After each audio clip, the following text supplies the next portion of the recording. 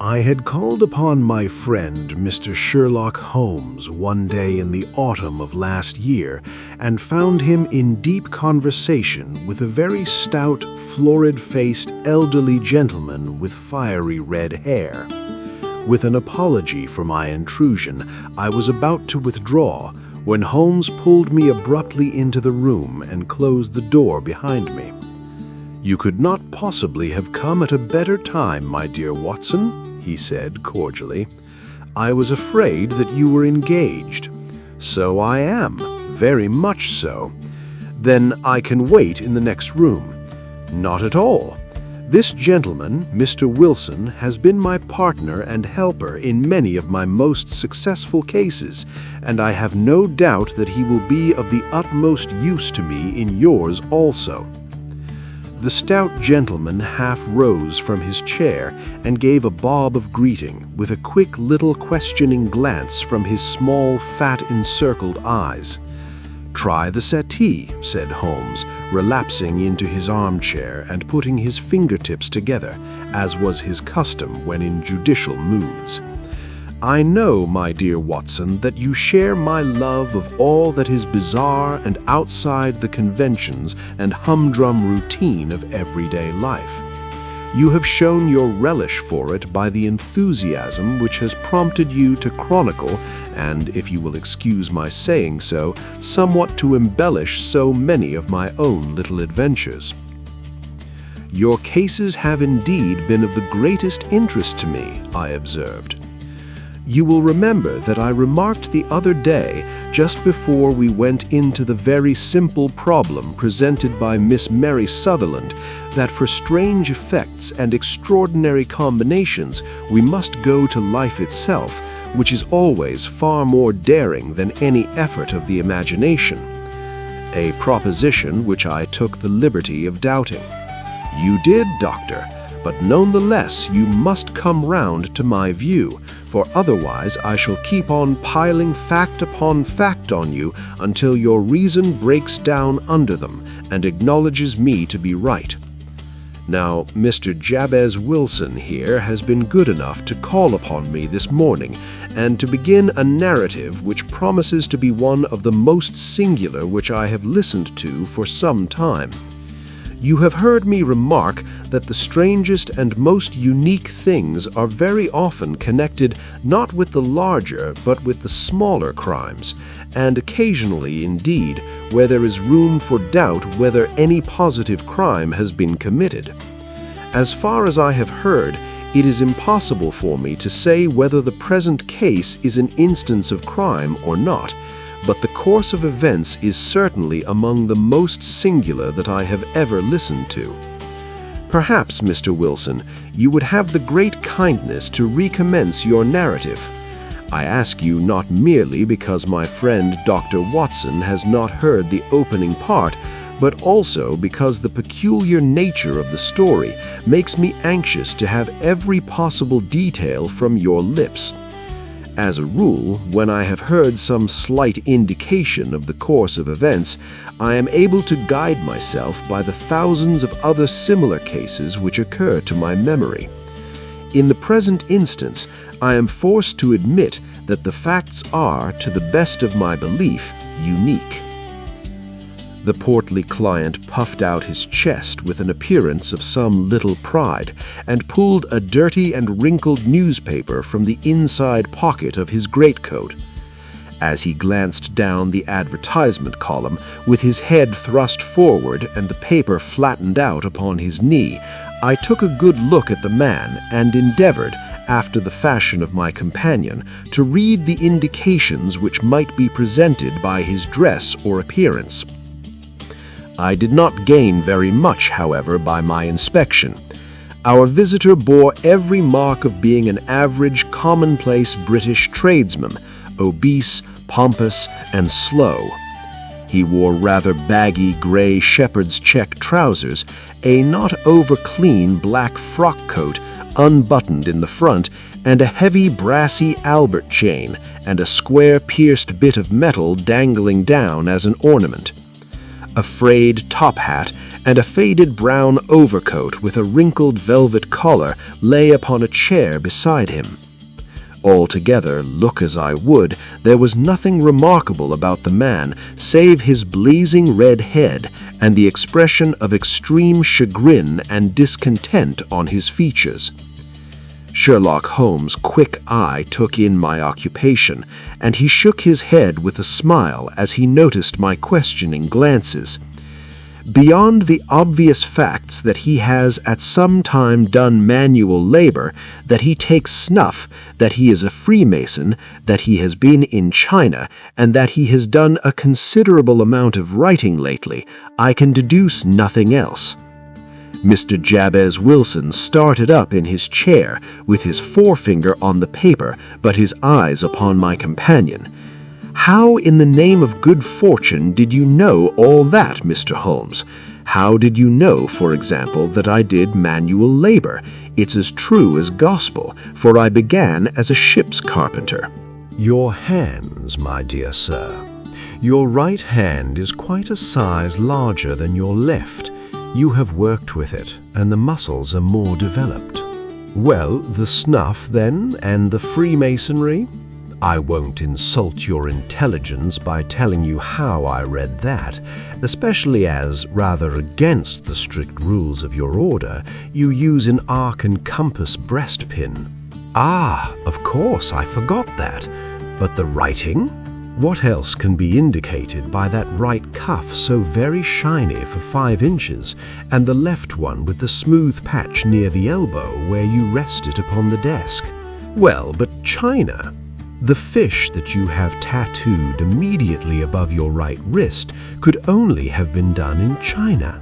I have made a small study of tattoo marks and have even contributed to the literature of the subject.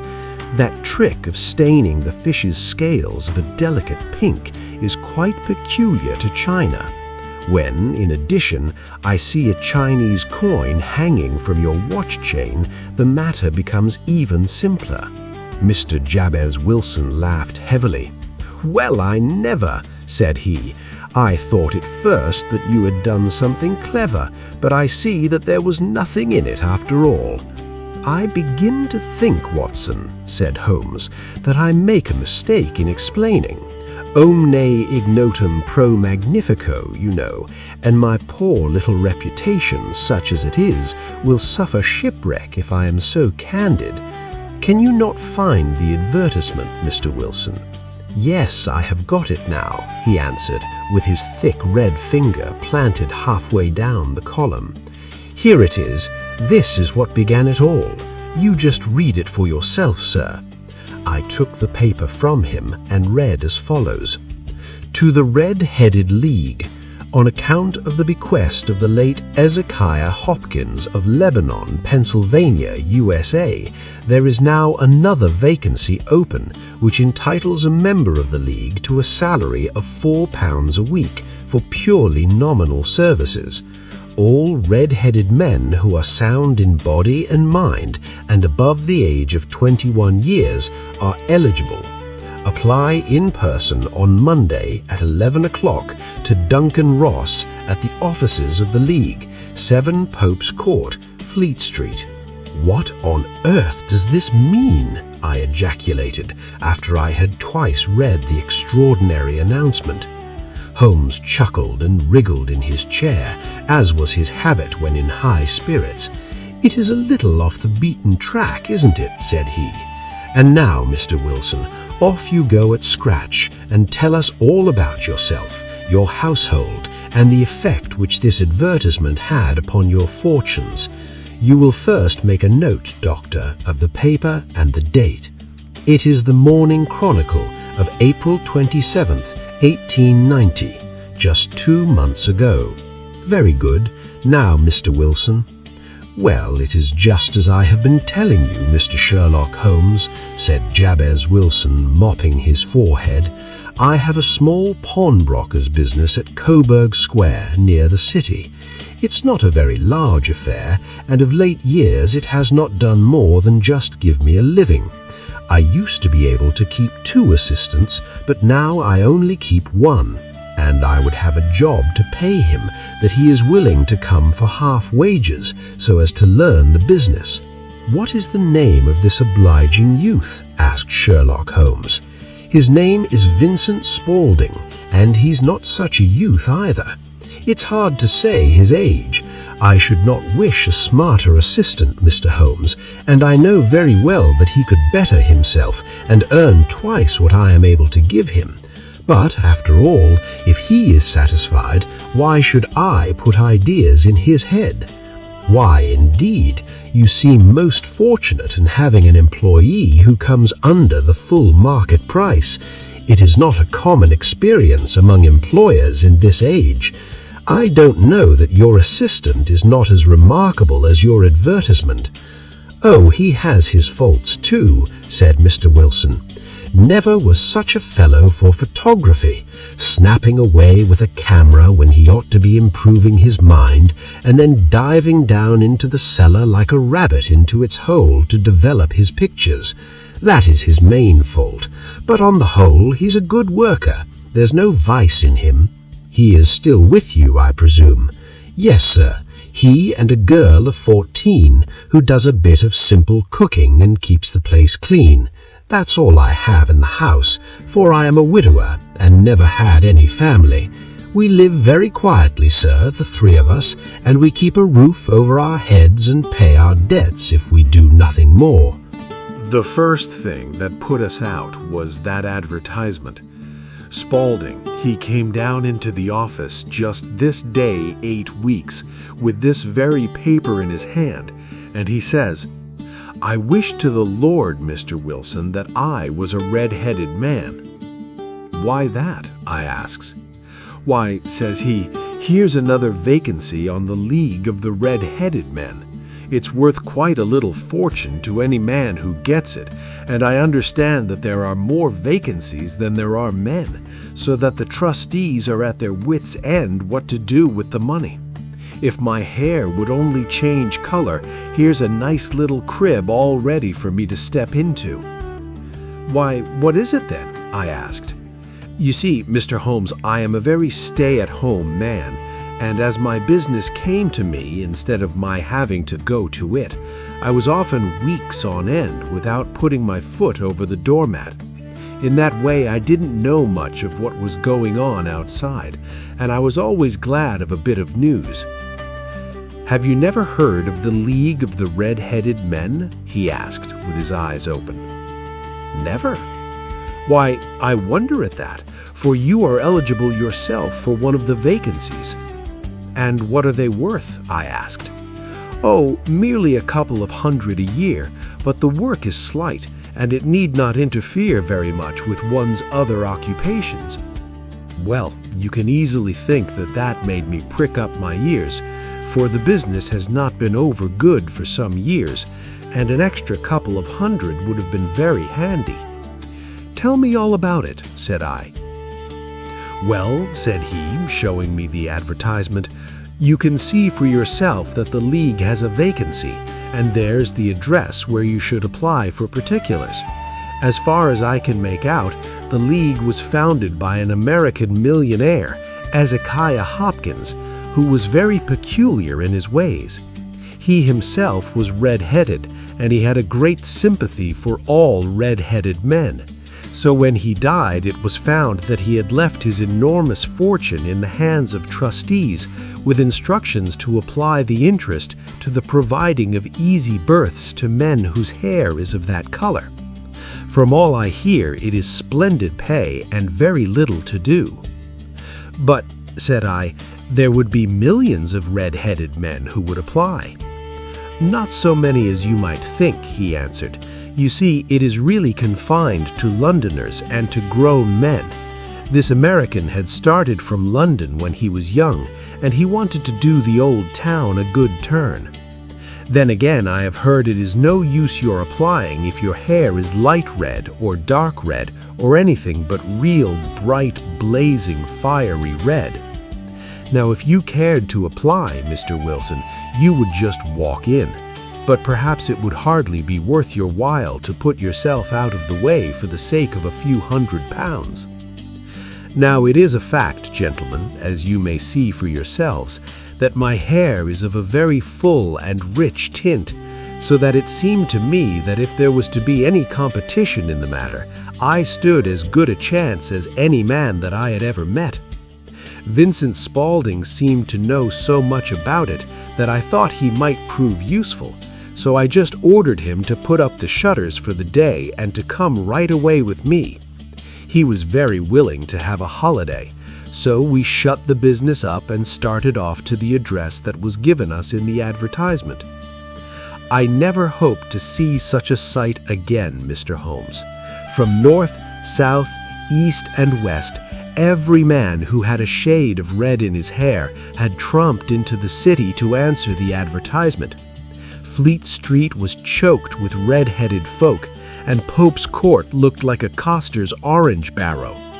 I should not have thought there were so many in the whole country as were brought together by that single advertisement. Every shade of color they were: straw, lemon, orange, brick, Irish setter, liver, clay, but as Spaulding said, there were not many who had the real vivid flame-colored tint. When I saw how many were waiting, I would have given it up in despair, but Spaulding would not hear of it. How he did it I could not imagine, but he pushed and pulled and butted until he got me through the crowd and right up to the steps which led to the office. There was a double stream on the stair, some going up in hope and some coming back dejected, but we wedged in as well as we could and soon found ourselves in the office. "Your experience has been a most entertaining one," remarked Holmes, as his client paused and refreshed his memory with a huge pinch of snuff. "Pray continue your very interesting statement." There was nothing in the office but a couple of wooden chairs and a deal table, behind which sat a small man with a head that was even redder than mine. He said a few words to each candidate as he came up, and then he always managed to find some fault in them which would disqualify them. Getting a vacancy didn't seem to be such a very easy matter after all.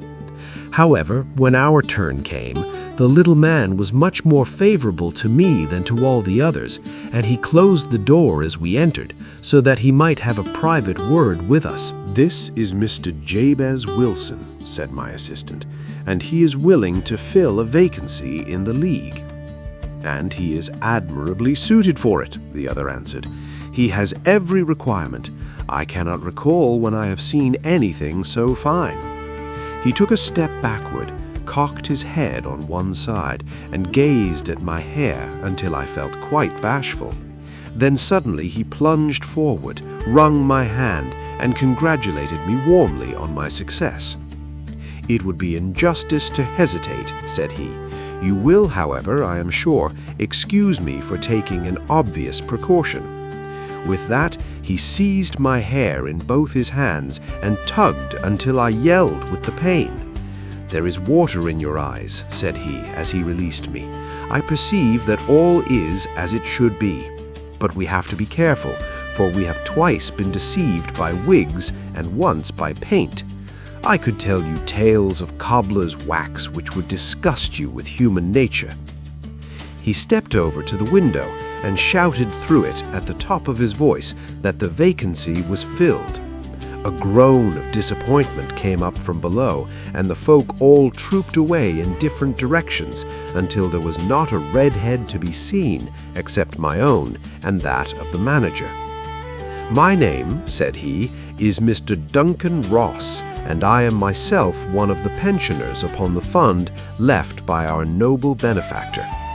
Are you a married man, Mr. Wilson? Have you a family?" I answered that I had not. His face fell immediately. "Dear me," he said gravely, "that is very serious indeed. I am sorry to hear you say that. The fund was, of course, for the propagation and spread of the redheads, as well as for their maintenance. It is exceedingly unfortunate that you should be a bachelor." My face lengthened at this, Mr. Holmes, for I thought that I was not to have the vacancy after all. But after thinking it over for a few minutes, he said that it would be all right. "In the case of another," said he, "the objection might be fatal, but we must stretch a point in favor of a man with such a head of hair as yours. When shall you be able to enter upon your new duties?" "Well, it is a little awkward, for I have a business already," said I. "Oh, never mind about that, Mr. Wilson," said Vincent Spaulding. "I should be able to look after that for you." "What would be the hours?" I asked. 10 to 2. Now, a pawnbroker's business is mostly done of the evening, Mr. Holmes, especially Thursday and Friday evening, which is just before payday, so it would suit me very well to earn a little in the mornings. Besides, I knew that my assistant was a good man, and that he would see to anything that turned up. "That would suit me very well," said I. "And the pay is £4 a week, and the work is purely nominal." "What do you call purely nominal?" "Well, you have to be in the office, or at least in the building, the whole time. If you leave, you forfeit your whole position forever. The will is very clear on that point. You don't comply with the conditions if you budge from the office during that time." "It's only 4 hours a day, and I should not think of leaving." "No excuse will avail," said Mr. Duncan Ross. "Neither sickness, nor business, nor anything else. There you must stay, or you lose your billet. And the work is to copy out the Encyclopaedia Britannica. There is the first volume of it in that press. You must find your own ink, pens, and blotting paper, but we provide this table and chair. Will you be ready tomorrow?" "Certainly," I answered. "Then goodbye, Mr. Jabez Wilson, and let me congratulate you once more on the important position which you have been fortunate enough to gain." He bowed me out of the room, and I went home with my assistant, hardly knowing what to say or do. I was so pleased at my own good fortune. Well, I thought over the matter all day, and by evening I was in low spirits again, for I had quite persuaded myself that the whole affair must be some great hoax or fraud, though what its object might be I could not imagine. It seemed altogether past belief that anyone could make such a will, or that they would pay such a sum for doing anything so simple as copying out the Encyclopaedia Britannica. Vincent Spaulding did what he could to cheer me up, but by bedtime I had reasoned myself out of the whole thing. However, in the morning I determined to have a look at it anyhow, so I bought a penny bottle of ink, and with a quill pen and 7 sheets of foolscap paper I started off for Pope's Court.